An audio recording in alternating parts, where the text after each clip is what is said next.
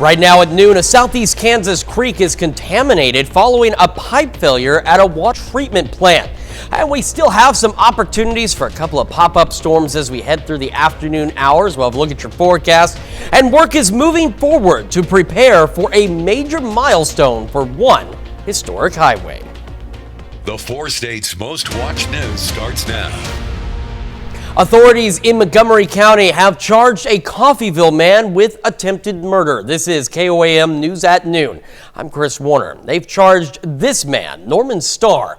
In addition to attempted first-degree murder, the Montgomery County attorney has also filed charges of aggravated battery, criminal threat, and criminal discharge of a firearm at an occupied dwelling.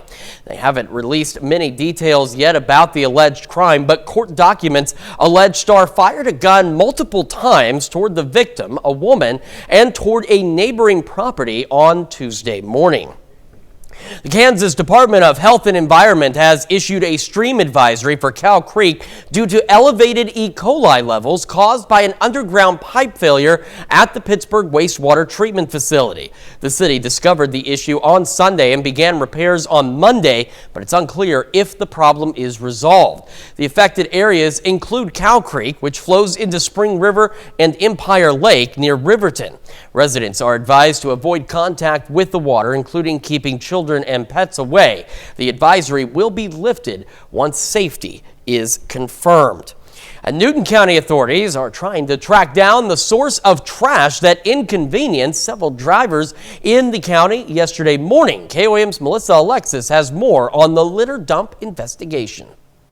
Was a lot of trash in the road and that there was a big traffic hazard there and some issues with the morning traffic. If you were driving down Iris Road between I-49 and Hammer Road in Newton County, you may have noticed a massive amount of trash blocking the roadway. Eastbound lane was almost completely blocked with trash, large amount of trash there, and the westbound lane was travelable. This caused a hiccup in many people's morning commute. It caused some problems with people going to work, early morning traffic, that kind of thing. The deputies were out just directing traffic, getting the school buses through and that. Now the chief deputy says they're in the process of trying to figure out the culprit of this massive littering violation. The sheriff's office initially thought a local waste management truck could be the culprit, but based on GPS tracking, it wasn't them. Just by the amount of trash that was there was probably a garbage truck. We don't know what else it would be to drop that much trash there. And it very well could have been accidental or something, but we just wanted to look into it. Accident or not, someone definitely needs to clean up their act. Reporting in Newton County, Melissa Alexis, KOAM News. Now that trash spill is now cleaned up and it is safe to drive through that area. And of course, to be the first to see breaking news, weather, and sports, all you need to do is download the KOAM News app. It's available free of charge in the Apple App Store and the Google Play Store. All you need to do is search for the KOAM News app. And now we're going to take a look outside at some of the clouds we have. We talked about a mostly cloudy sky this morning, and that's what we have. But mostly cloudy does not prohibit the sunshine from coming through. And we are getting some sunshine, as you can see downtown Pittsburgh. Of course, our camera here at 4th and Broadway, but we also have mostly cloudy skies. MoDOT camera, 20th and Rangeline. That looks interesting, but the sky is still visible, and again, mostly cloudy, but you can see we're getting some peaks of sunshine here and there, and that might actually have a good impact on temperatures. We were thinking about being a little cooler today. Some of us, again, if you see that kind of sunshine, may be a little warmer today than what we were thinking this morning.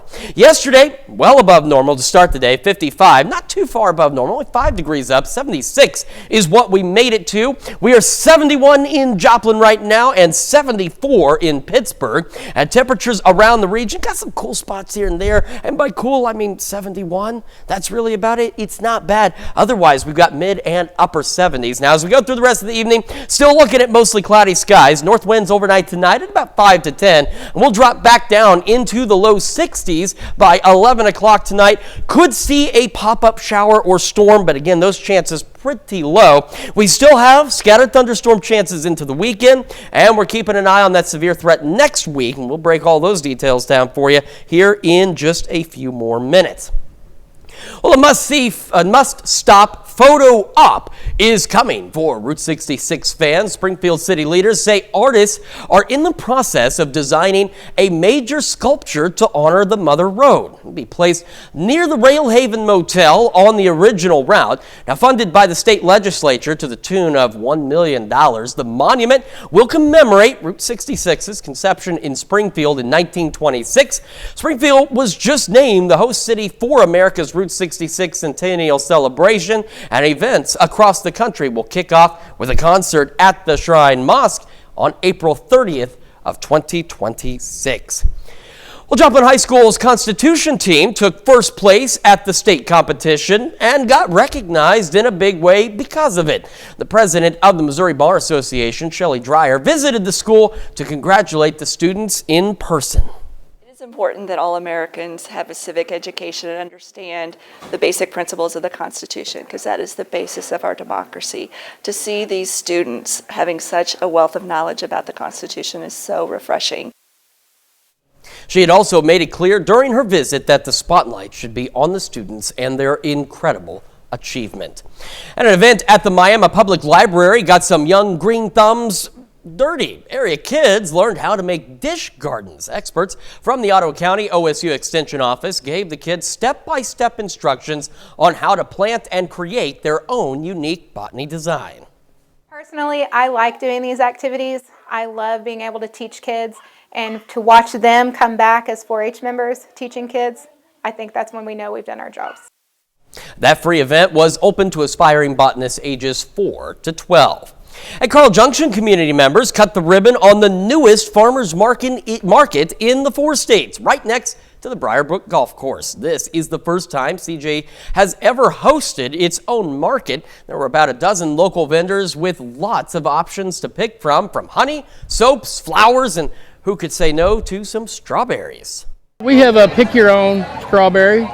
We've got around 20,000 strawberry plants. We have about 1,000 lavender plants that we make our own oil.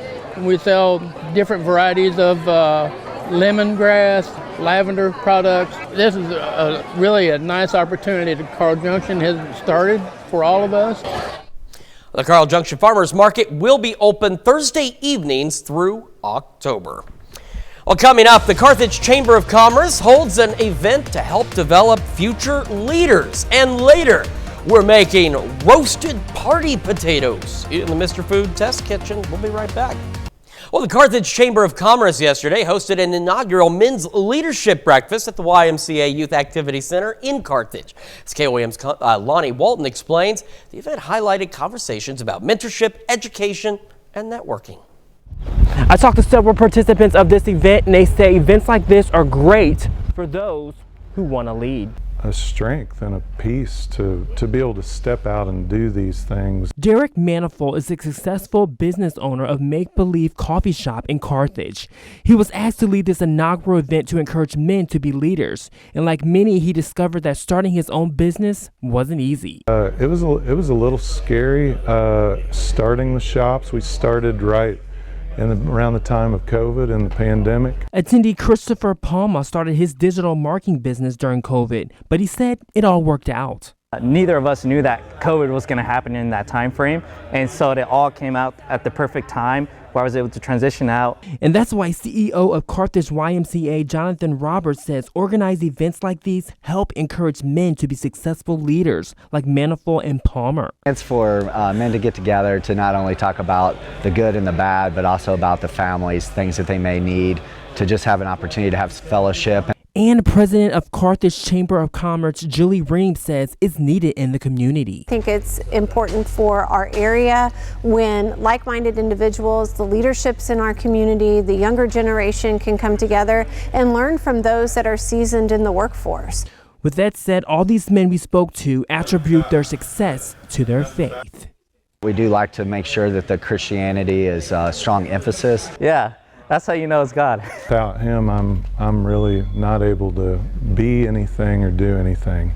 Reporting in Carthage, I'm Lonnie Walton, KOAM News. Well, if you happen to miss this event, organizers say there will be more events throughout the year. And still to come on the KOAM News at noon, Mr. Food.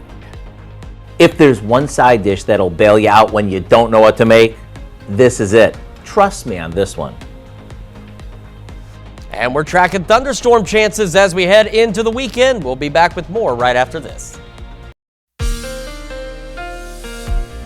Welcome back to the KOAM News at noon. So we've got those mostly cloudy skies out there. Some of us getting a little extra sunshine, which could lead some of us to be a little warmer than what we were thinking this morning. We're starting, of course, downtown Pittsburgh, and you can see the clouds. You can see a little bit of sunlight. That's why it's called mostly cloudy. As we take a look at the future track, that trend will continue as we head through the afternoon. Could still get, and they see there they are, an isolated pop-up shower or thunderstorm out there. Nothing significant and no severe weather is expected with any of that as we head through the evening. Now into tomorrow morning, we start to see maybe a couple of additional scattered showers or thunderstorms. And we'll see slightly better chances for thunderstorm activity. Again, at this point, no severe weather is expected, but we could get a few more scattered storms, more than what we've seen here lately with these waves that just keep passing over through the jet stream. We are just looking at actual chances for rain across a broader portion of the area. That continues into late Saturday evening, and we head into our Sunday, and it's an encore performance of this opportunity, at least, for some isolated to widely scattered showers and thunderstorms as we head through our Sunday. Then we go down the road just a wee bit and into Monday, and that's what we're watching, and that's still the thing that we've got to keep a close eye on. There was discussion on the cap being in place, whether or not we could get storm development, especially down this far south. And even if we did get storms, would there be more than a couple of them, or would there be a few? We're looking at some of the data. We are looking at that possibility of some thunderstorm chances going late Monday into Tuesday morning. Some of those could be severe. We'll talk about that in a moment. Then we have additional development along this boundary as it's just slow to push through is what we're looking at here. And we'll have more thunderstorm chances as we head into Tuesday evening, overnight, and into early Wednesday morning. And some of those look like they could still be strong to severe. That's something we've talked about over the last several days, and it keeps showing up for us. So about 3 or 4 days ago, now this probable outlook was actually north of Kansas City in yesterday's update. It has now been extended into parts of southeast Kansas. So that's why we want to continue to watch this. And with that, of course, the possible has been expanded. Now there still will be changes. We're still 3 days away, but we want to certainly keep an eye on that. And then this hasn't really changed much in the last couple of days. As the outlook into Tuesday, as this activity starts to work to the south and east, so does the severe risk associated with it. So we want to keep a close eye on the next few days, see the updates, see what comes up, and just be prepared Monday through Tuesday for the possibility of some strong to severe thunderstorms. Again, a mix of mostly cloudy and even some partly cloudy skies today, right around the mid-70s for most of us, and northwest winds around 5 to 10 miles an hour. Into the evening and overnight, mostly cloudy skies tonight. Most of us should be dry, a stray sprinkle or two possible, back into the upper 50s, north winds around 5 to 10. And then as we mentioned for Saturday, mostly cloudy skies. We got some scattered showers, some scattered thunderstorm chances out there, but a few more of them than what we've seen here lately, just not a lot more. And again, no severe weather. We're looking to be a little cooler as well, maybe even a hair below normal, into the upper 60s and maybe some low 70s. Northeast winds around 5 to 10. Into the weekend, again, we got those pop-up storm chances out there, mostly cloudy skies. We start warming back up by Sunday into Monday. And then, like I said, we'll keep an eye on Monday into Tuesday.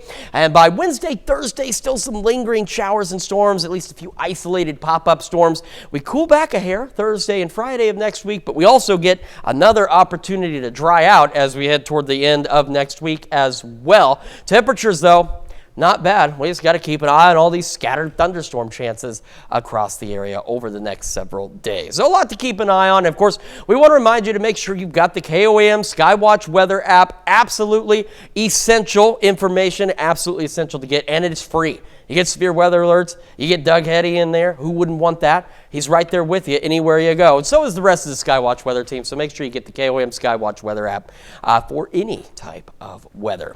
Well, stick around, because you know what we're doing when we come back? We're making roasted party potatoes in Mr. Food Test Kitchen. Now it's time to pay a visit to the Mr. Food Test Kitchen. And in that test kitchen, Howard is making roasted party potatoes. Yesterday in the test kitchen, I made a London broil that melts in your mouth. And boy, was it easy. Well, today we're making the roasted potatoes that we teamed it up with. They're basic, but they always get rave reviews. So what do you say I show you how easy they are so you can make them on steak night or any night? We start by cutting up 2 to 3 pounds of red skin potatoes into chunks. We actually like using the smaller red skin potatoes since they hold up better and give us more color. Now, we toss them with some vegetable oil along with a bit of paprika, garlic, and onion powder, and some salt and pepper. Once they're well coated, we spread them on a rimmed baking sheet, and into the oven they go for 45 minutes or so until they're fork tender. We're going to want to turn them a couple of times to make sure the edges get all crispy. And when you serve them topped with some crunchy fried onions, there's no telling how fast they'll disappear. And these go great with anything from steak, like we did yesterday, to chicken or burgers. So here's what I suggest. Go online and get the recipe for our roasted party potatoes, so you'll be armed with an easy side dish that is party perfect. I'm Howard with Kelly in the Mr. Food Test Kitchen, where today we found a tasty way for you to say, ooh, it's so good. And of course, you can find that recipe and a lot of the other really great food he makes on our website at KOAMnewsnow.com. Now, here's a look at 4-state market prices. All right, so again, a couple of pop-up storms possible later this afternoon. Otherwise, most of us dry. A few more scattered storms into the weekend. And then we are keeping a close eye Monday into Tuesday, that possibility of some strong to severe thunderstorms. So again, just make sure you've got the KOAM Skywatch weather app, and of course, we'll keep you updated on those chances as we get closer. Temperatures warming up too. Look at Sunday and Monday back into the upper 70s and low 80s. Well, we got a lot coming up for you tonight on the KOAM News at 5. April is Autism Acceptance Month, and a doctor in Connecticut could be on the cusp of an important breakthrough that could change the way we think about the disease. Plus, a Parsons family is working to keep their son's legacy alive 2 years after his disappearance. And a children's author from Carl Junction gives a special visit to some elementary school students. We got those stories and a lot more coming up tonight. Again, KOAM News at 5. So we got, again, those chances for a couple of scattered showers this afternoon. We will be pretty decent temperature-wise, and we've got a pretty good show for you tonight on the KOAM News at 5. Remember, get that KOAM Skywatch weather app and the KOAM News app. And thank you so much for joining us. I say us. Thank you so much for joining myself and our incredible production team in the back that make all of this possible for the KOAM News at noon. We'll see you back here at 5. Have a great rest of your day.